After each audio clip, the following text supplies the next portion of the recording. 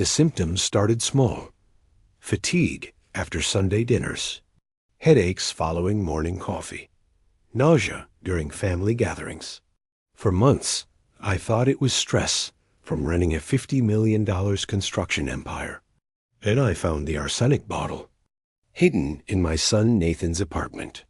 He'd been poisoning me slowly, carefully, just enough to weaken but not kill. What Nathan didn't know was that I'd been suspicious for weeks. Every meal he served, I'd only eaten half, built up tolerance, documented everything. Tonight, I was serving dinner, his favorite meal, with a special ingredient. Not poison, just payback. He was about to confess everything while thinking he was dying. Welcome to the channel where family betrayal meets poetic justice. If you're ready for a story of calculated murder and calculated revenge, hit subscribe. Let me tell you how I survived my own son's attempt to inherit early. My name is Richard Thornton, 65 years old, founder of Thornton Construction Group. Started with a pickup truck and a hammer in 1978. Built it into one of the largest commercial construction companies in the Midwest. $50 million in assets, 500 employees, projects across 6 states. The American dream personified. My wife Margaret died in 2015. Cancer, quick and brutal. Left me with our only child, Nathan, then 22 and fresh out of college. Brilliant kid, Harvard undergrad, Stanford MBA.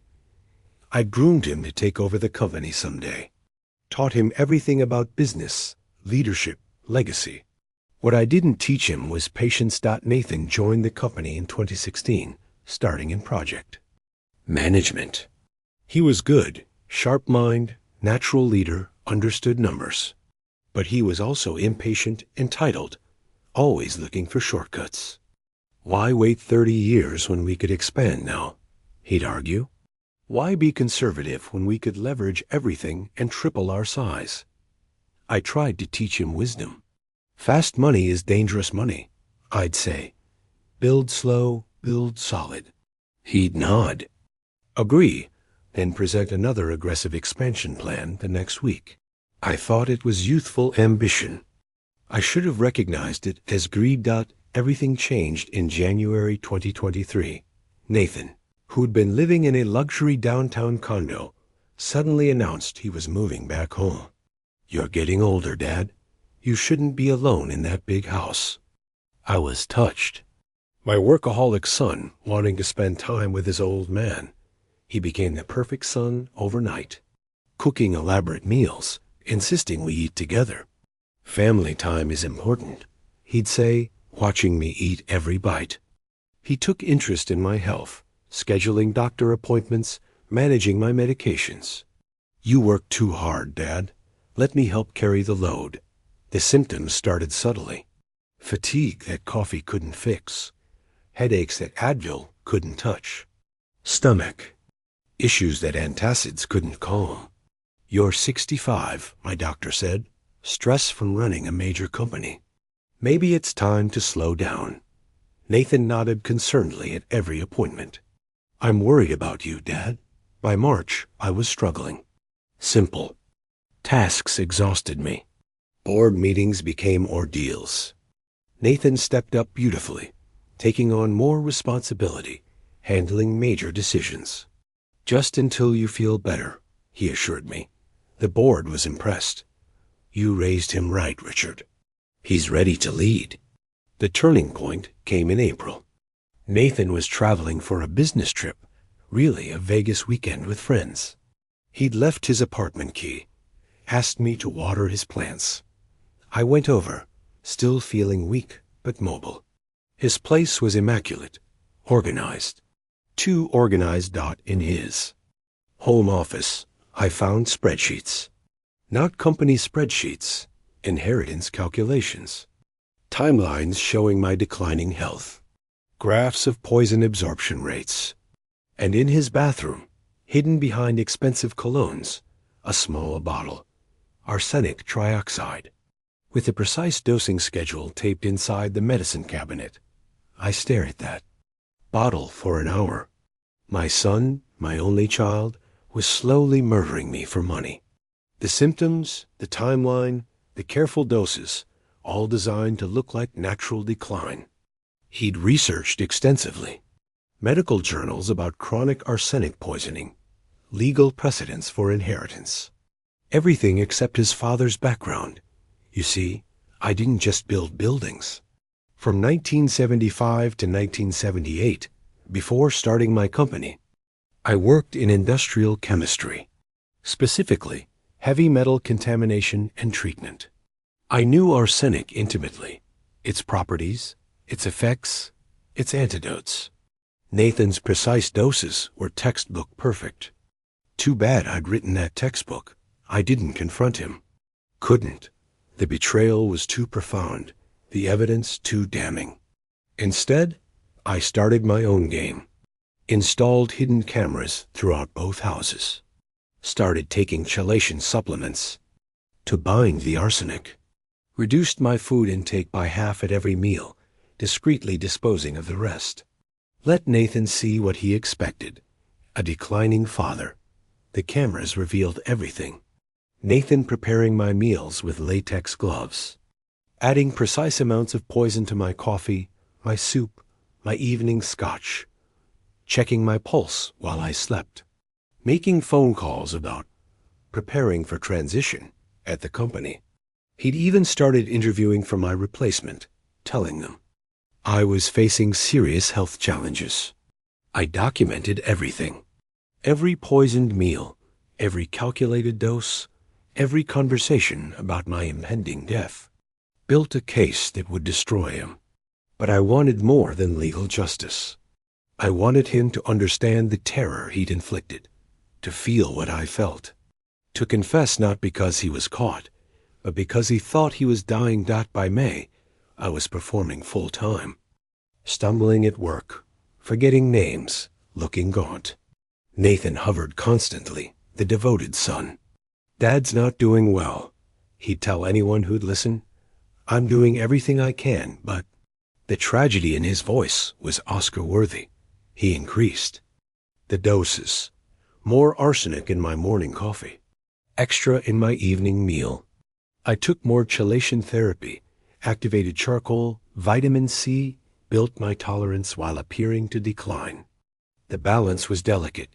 Look sick enough to maintain his confidence, stay healthy enough to survive. The hardest part was the emotional performance.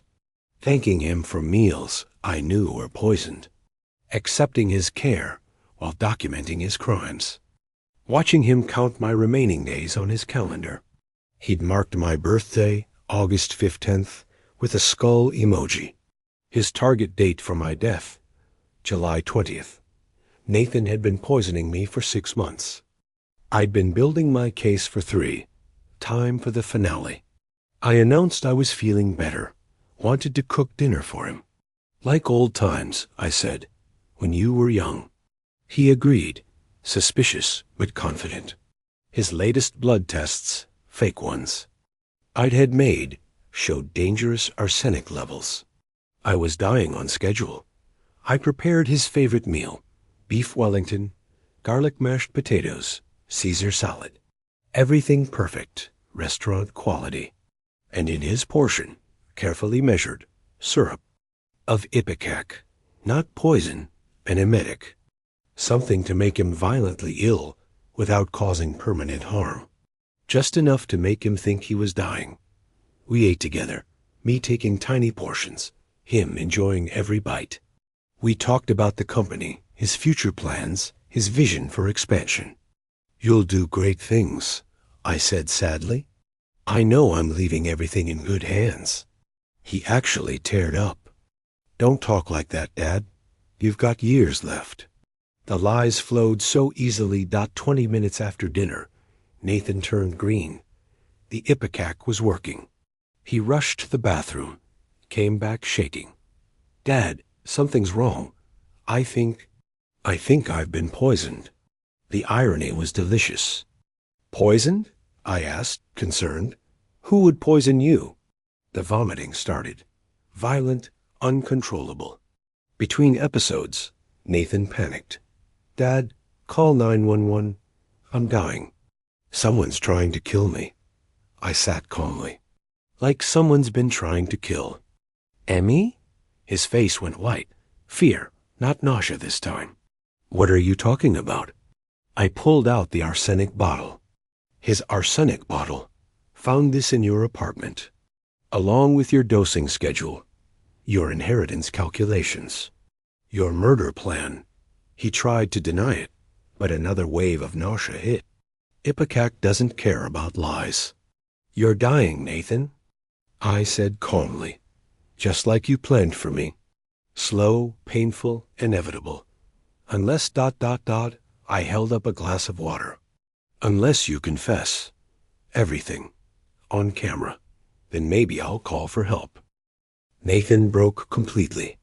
Between bouts of vomiting, he confessed everything. How he'd planned for 2 years. Researched poisons. Tested on rats in his apartment. Calculated exact doses to simulate natural decline. I just wanted what was mine.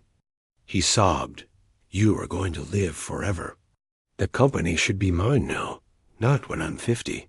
He detailed every poisoned meal, every doctored drink, how he'd practiced his grieving son performance, planned my funeral, already had a buyer for the company, a competitor who'd promised him CEO position after the sale. 50 million was too much to wait for, he cried. I'm sorry, Dad. Please. Call an ambulance. I don't want to die. I recorded it all. His confession, his tears, his bargaining. When he'd emptied his stomach and his secrets, I revealed the truth. It's Ipecac, Nathan, an emetic. You're not dying, just experiencing a fraction of what you put me through. The relief in his eyes lasted seconds before the police siren started. The arrest was swift. Police had been monitoring our dinner, watching through the cameras I'd installed. Nathan's confession, combined with months of video evidence, made the case airtight. Attempted murder, conspiracy, fraud, the charges stacked up like the buildings I'd constructed. The trial was a sensation. Son poisons father for $50 million inheritance made national news. The prosecutor presented my evidence methodically. Videos of Nathan adding arsenic to my food, his research materials, the poison, bottle with his fingerprints. His recorded confession, played in full to a horrified jury. Nathan's defense tried to claim manipulation, but I'd coerced the confession. Hard to argue when the videos showed him poisoning me for 6 months. His lawyer argued diminished capacity. From Ipecac, the judge wasn't impressed. Being nauseous doesn't diminish capacity.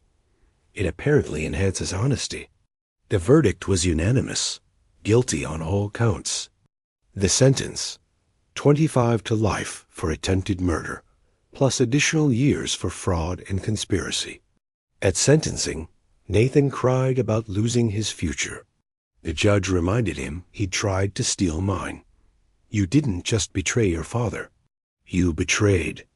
Every meal he shared with you, every moment of trust, every lesson about patience he tried to teach.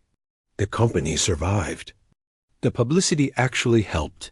Clients respected that. I'd built something worth killing for and had the strength to protect it. The board offered me their full support. But I'd learned my lesson about succession planning. I restructured everything. Created a trust, appointed independent directors, established a legitimate transition plan that didn't involve arsenic. My health recovered fully. The chelation therapy had prevented permanent damage. The emotional scars were deeper. How do you process your only child trying to murder you? Therapy helped. Support groups for crime victims. Mostly throwing myself back into work. Building things felt like healing. Creating instead of destroying. Nathan writes from prison occasionally. Not apologies, explanations. How the pressure at Harvard broke him. How his friends all had trust funds. How waiting for inheritance felt. Like torture. I don't respond. What would I say? That I'd have given him everything if he'd just asked? That patience would have made him rich? That he killed our relationship for money he'll never see? The irony wasn't lost on me. My chemistry background, which Nathan never bothered to research, saved my life. All those years learning about heavy metals, their effects, their treatments. He saw an old man who built buildings. He didn't see the young chemist who understood molecular structures. I've since funded a research center for poison detection and treatment. The Thornton Institute focuses on chronic poisoning cases, the slow, deliberate kind that mimics natural illness. We've already helped solve 3 cases of familial poisoning. Turns out Nathan wasn't as original as he thought. The arsenic bottle sits in my office safe now. Evidence preserved, case closed. Sometimes I look at it and wonder when he bought it. When he decided his father's death was worth $50 million. When family became just an obstacle to wealth. The bottle doesn't have answers. Just poison and broken trust. At 66 now. I'm healthier than I was at 64, before the poisoning started. Regular chelation maintenance, careful diet, constant monitoring. I'll never eat anything I didn't prepare myself or see prepared. Trust issues? Maybe. Survival instinct? Definitely. The company is thriving. We've expanded responsibly, the way I'd always planned. The fortune Nathan tried to steal has grown to $75 million. It'll go to charity when I die, naturally. The Nathan Thornton Foundation will fund criminal justice reform. Seems appropriate. He wanted his name on my legacy. Now it will be, just not how he imagined. I still cook Sunday dinners, for one, in the house where my son poisoned me for 6 months. Some would move, escape the memories. But I built this house, raised my family here, survived attempted murder here. It's my home, not his crime scene. My name is Richard Thornton. I built a construction empire worth $50 million and survived my son's attempt to inherit it through arsenic poisoning. He thought patience was weakness, that waiting for wealth was torture. So he tortured me slowly, one poisoned meal at a time. What Nathan didn't know was that his father understood chemistry as well as construction. That every dose he carefully measured was being countered by equally careful treatment. That the declining old man was documenting every crime, building a case as solid as any foundation I'd ever poured. The dinner where I served him ipecac wasn't revenge. It was justice with a side of irony. He felt for 1 hour what he'd inflicted for 6 months. The difference? His suffering ended with confession and arrest. Mine continues every time I remember my son serving me poison with a smile. Not to those who think inheritance is worth killing for. It's not. To those who think parents are easy targets, we're not. And to Nathan, reading this from federal prison, the company is worth $75 million now. The patience I tried to teach you would have made you rich. Instead, impatience made you a murderer. The only thing you inherited was a life sentence. The arsenic bottle in my safe reminds me that family can be fatal. But survival reminds me that knowledge, preparation, and a little chemistry can overcome even the most intimate betrayal. Nathan thought he was brilliant microdosing death. Turns out I was better at microdosing life.